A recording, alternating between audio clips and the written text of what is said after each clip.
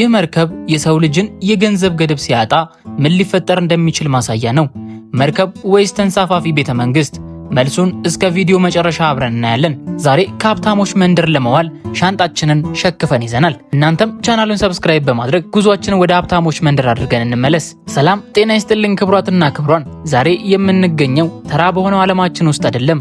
ዛሬ የምንገኘው የሰው ልጅን ምናብ፣ የገንዘብ ኃይልና የኢንጂነሪንግን ጥበብ ተደምረው ወደ ፈጠሩት ድንቅ ዓለም ነው። አስቡት፣ በውቅያኖስ መሃል ላይ ሆነው በታዋቂዋ ሞናኮ ከተማ ጎዳናዎች ላይ ተንሸራሸሩ እንደሆነ እያሰባችሁት፣ በባህር ላይ የሚንሳፈፍ የፎርሙላ 1 ውድድር ሜዳ ላይ መኪና እየነዱ እንደሆነም አስቡት። አዎ፣ ይህ ህልም አይደለም። ይህ ስትሬት ኦፍ ሞናኮ የተሰኘው $1 ቢሊዮን የተጠናቀቀው የዓለማችን ውድና ቅንጡ የሆነ ድንቅ መርከብ ነው። ዛሬ በዚህ ቪዲዮ የዚህን ግዙፍ ተሳፋፊ ከተማ ሚስጥሮች አንድ በአንድ እንመለከታለን። ወደ ታሪኩ ሳንገባ ሞናኮ የምትባለው ሀገር ሁሉም ሰው ያውቃታል። በሀብታሞች መፈንጫነቷ፣ በካሲኖና በታዋቂው የፎርሙላ 1 ውድድር ትታወቃለች። ነገር ግን ይህ ያቺ አይስላንድ ዲዛይን የተባለው የዲዛይን ድርጅት አስገራሚ ጥያቄ አስነሳ። ለምን ሞናኮን ወደ መርከብ አንቀይራትም የሚል ትልቅ ጥያቄ አስነሳ። በዚህ ሰዓትም ዘ ስትሬት ኦፍ ሞናኮ የተባለው ፕሮጀክት ተወለደ። ይህ መርከብ ርዝመቱ 155 ሜትር ወይም ደግሞ 500 ጫማ ሲሆን ይህም ማለት ከባህር ከሚንሳፈፉ ትልልቅ መርከቦች አንዱ ያደርገዋል። ነገር ግን የመርከቡ ትልቅ ሚስጥር መጠኑ ላይ አይደለም። ትልቁ ሚስጥር በላዩ ላይ በተገነቡት ህንፃዎች ላይ ነው። መርከቡ ግን ከሩቅ ሲመለከቱት ተራ መርከብ ሳይሆን በባህር ላይ ያለች ትንሽዬ ደሴት ይመስላል። በላዩ ላይ ታዋቂው ሞንቴ ካርሎ ካሲኖ መልክ ያለው ህንፃ አለ። ሆቴል ዲ ፓሪስ እዚያው አለ። ሌላው ቀርቶ ካፌ ዲ ፓሪስ እና ሉዊስ ሆቴል የሚባሉት የሞናኮ ታዋቂ ስፍራዎች በመርከቡ ላይ በድጋሚ ተፈጥረዋል። ይህ ዲዛይን ዝም ብሎ የተሰራ አይደለም። እያንዳንዱ ዝርዝር የሞናኮ ግርማ ሞገስ እንዲያንጸባርቅ ተደርጎ ነው የተሰራው። ለምሳሌ በመርከቡ ወለል ላይ የምትመለከቷቸው መንገዶች ዝም ብለው የእግር ጉዞ መንገዶች አይደሉም። እነዚህ መንገዶች የሞናኮን የግራንድ ፕሪክስ የውድድር መስመር ተከትለው የተሰሩ ናቸው። እንግዶች በመርከቡ ላይ ሆነው በጎካርት እርስ በእርስ መወዳደር ይችላሉ። ይህ ማለት በውቅያኖስ መሃል ላይ ሆነው የፎርሙላ 1 ስሜት ያገኛሉ ማለት ነው። ክቡራን ተመልካቾቻችን፣ ይህ ገና ከጅምሩ ነው። በመርከቡ ውስጥ ስንገባ የምናገኘው ነገር ደግሞ በጣም የበለጠ ያስገርማል። ዘ ኦኤሲስ የተባለው የመርከቡ መሃል ክፍል ከሞናኮ የካሲኖ ፊት ለፊት ካለው የአትክልት ስፍራ የተቀዳ ነው። እዚህ ቦታ ላይ ስትሆኑ በመርከቡ ላይ መሆናችሁን ትረሱታላችሁ። ፏፏቴዎች፣ ለምለም አትክልቶችና ወፎች ባሉበት አካባቢ ነው የምትገኙት። ይህ ሁሉ ባህር ላይ እንደሆነ ስታስቡት የሰው ልጅ ጥበብ ምን ያክል እንደረቀቀ ትረዳላችሁ። አሁን ደግሞ ወደ ተንሳፋፊው ቤተመንግስት ውስጠኛ ክፍል እንግባ። ስንገባ የምናገኘው ወደ ተራ መርከብ ሳይሆን ወደ 7 ኮከብ ሆቴል ነው። መርከቡ በአጠቃላይ 16 እንግዶችና 70 የሰራተኛ አባላት መያዝ ይችላል። አስቡት፣ ለ16 እንግዶች 70 ሰራተኛ። ይህ ማለት ለእያንዳንዱ እንግዳ 4 በላይ ሰራተኛ ይመደባል ማለት ነው። ይህ እንግዲህ የቅንጦት መጨረሻው ነው። በመርከቡ ውስጥ 7 የቪአይፒ ክፍሎች እንዳሉት ይነገራል። እነዚህ ክፍሎች እያንዳንዳቸው 1500 ስኩዌር ጫማ ስፋት ያላቸው ሲሆን ይህ ማለት አንድ ተራ ቤት የሚያክል ስፋት ያለው ማለት ነው። እያንዳንዱ ክፍል የራሱ የሆነ ሳሎን፣ መኝታ ቤት፣ መታጠቢያ ክፍልና የግል በረንዳ አለው። በረንዳው ላይ ሆነው የባህሩን ውበት እየተመለከቱ ቁርሶን መመገብ ይችላሉ። ነገር ግን ከሁሉም በላይ ትኩረት የሚስበው የባለቤቱ ክፍል ነው፣ ኦነር ሲዩት። ይህም ክፍል ብቻውን 4800 ስኩዌር ጫማ ይሸፍናል። በውስጡም 3 ፎቆች ያሉት ሲሆን በግል ሊፍት ኤሌቬተር የተገናኘ ነው። ባለቤቱ በዚህ ክፍል ውስጥ ሆኖ ሁሉንም የመርከብ ክፍሎች መቆጣጠር ይችላል። ክፍሉ የራሱ የሆነ የቢሮ ክፍል፣ ሲኒማ ቤት፣ ጂምና የግል ጃኩዚ ያለው ሲሆን ከዚህም በላይ ደግሞ ባለቤቱ የራሱ የሆነ የግል መውጫና መግቢያ ስላለው ከእንግዶች ጋር ሳይገናኝ መቆየት ይችላል። ወደ መርከቡ መዝናኛዎች ስንመለስ ደግሞ ነገሩ በይበልጥ ይገርማል። በመርከቡ ላይ ግዙፍ የሆነ ሲኒማ ቤት አለ። ጓደኞችን ይዘው የፈለጉትን ፊልም ማየት ይችላሉ። ከፈለጉ ደግሞ ግራንድ አትሪየም በመሄድ ይችላሉ። ይህ አትሪየም ሁሉም የመርከቡን ክፍሎች የሚያገናኝ ሲሆን ግድግዳዎቹ ከከበሩ ማዕድናትና ከእብነ በረድ የተሰሩ ናቸው። መርከቡ ውስጥ ያሉ የቤት እቃዎች በሙሉ በእጅ የተሰሩና በወርቅ የተለበጡ ናቸው። ሌላው አስገራሚ ነገር መርከቡ የራሱ የሆነ ቢች ክለብ አለው። ይህ ክለብ ከመሬት በታች ወይም ከውሃ በታች የሚገኝ ሲሆን እንግዶች እዛው ሆነው ውቅያኖስ አሳዎች ማየት ይችላሉ። ከፈለጉ ደግሞ በመርከቡ ላይ ባሉት በርካታ የዋና ገንዳዎች ውስጥ መዝናናት ይችላሉ። መርከቡ ከአንድ በላይ ዋና ገንዳዎች ያሉት ሲሆን እያንዳንዱ ገንዳ ግልጽ ትራንስፓረንት በመሆኑ ከስር ያለው ባህር ማየት ይቻላል። እንግዲህ ይህ ሁሉ ቅንጦት $1 ቢሊዮን ውስጥ የተካተተ ነው። ነገር ግን መርከብ መዝናኛ ብቻ አይደለም፣ የኢንጂነሪንግ ተአምርም ነው። ታዲያ አንድ ሰው እዚህ ለመዋል ወይም ደግሞ አንድ ቀንን ለማሳለፍ $2 ሚሊዮን እጁ ላይ መያዝ ይጠበቅበታል ሲሉ ይናገራሉ። ወደ ስትሬት ኦፍ ሞናኮ ከውበቱና ከቅንጦቱ ጀርባ ያለው ግዙፍ የቴክኖሎጂና የኢንጂነሪንግ ስራ እንመለከታለን። አንድ መርከብ የከተማ ቅርጽ እንዲይዝ ማድረግ ዝም ብሎ የንድፍ ስራ አይደለም። የፊዚክስና የባህርና የሳይንስ ትልቅ ፍልስፍና ያስፈልጋል። የመርከብ 157 ሜትር ርዝመት ሲኖረው በላዩ ላይ የተጫኑት ህንፃዎች የመርከቡን ስበት ማዕበል ሴንተር ኦፍ ግራቪቲ ሊያዛቡት ይችላሉ።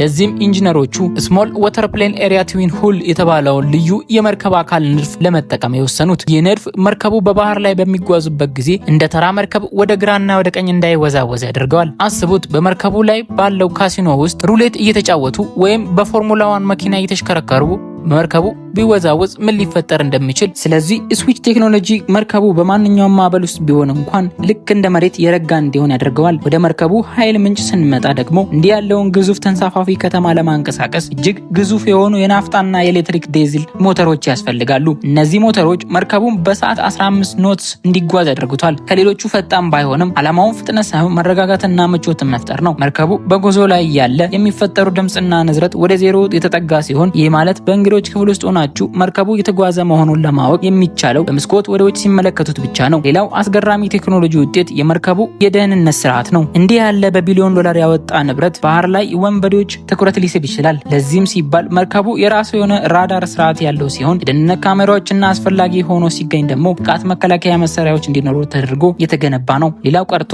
መርከቡ ላይ ያሉት መስኮቶች ሙሉ በሙሉ ጥይት የማይበሳቸው ቡሌት ፕሩፍ ናቸው። ወደ መርከቡ የታችኛው ክፍል ስንወርድ ደግሞ ስትሬት ኦፍ ሞናኮ የራሱ የሆነ አነስተኛ ባህር ሰርጓጅ መርከብ ሰብመሪን መያዣ አለው። እንግዶች የውቅያኖሱን ታችኛውን ክፍል ማሰስ ሲፈልጉ መርከቡን ሳይለቁ በባህር ሰርጓጅ መርከቧ አማካኝነት ወደ ጥልቅ በመውረድ ይችላሉ። በተጨማሪ ለፈጣን ጉዞ የሚሆን ትንንሽ ጀልባዎችና የውሃ ላይ ስፖርት መገልገያዎች በተለየ መጋዘን ውስጥ ተቀምጠዋል። ይህ ሁሉ የኢንጂነሪንግና የቴክኖሎጂ ፍልስፍና ነው። ይህ ካሲኖ ዝም ብሎ ለጌጥ የተሰራ አይደለም። በትክክል የሚሰራ እንግዶች የፈለጉትን የቁማር ጨዋታ እንዲጫወቱ የሚያስችል ነው። በውስጡ ያሉት ጠረጴዛዎች፣ መብራቶችና ምንጣፎች በሙሉ ከሞናኮ ካሲኖ ጋር አንድ አይነት ናቸው። ሀብታሞችና ታዋቂ ሰዎች በውቅያኖስ መሃል ሆነው በቢሊዮን የሚቆጠር ዶላር ሲወራረዱ ማየት እዚህ መርከብ ላይ የተለመደ ትዕይንት ይሆናል። ከካሲኖ ጎን ደግሞ ሆቴል ዲ ፓሪስ ይገኛል። ይህ ሆቴል በመርከቡ ላይ ካሉት እጅግ ውድ ማረፊያዎች አንዱ ነው። የሆቴሉ ግቢ ውስጥ ስትገቡ የሞናኮን ቅንጦት አኗኗር በሙሉ ታገኙታላችሁ። እዚህ ጋር የሚያስገርመው ነገር መርከብ ላይ መቆማችሁ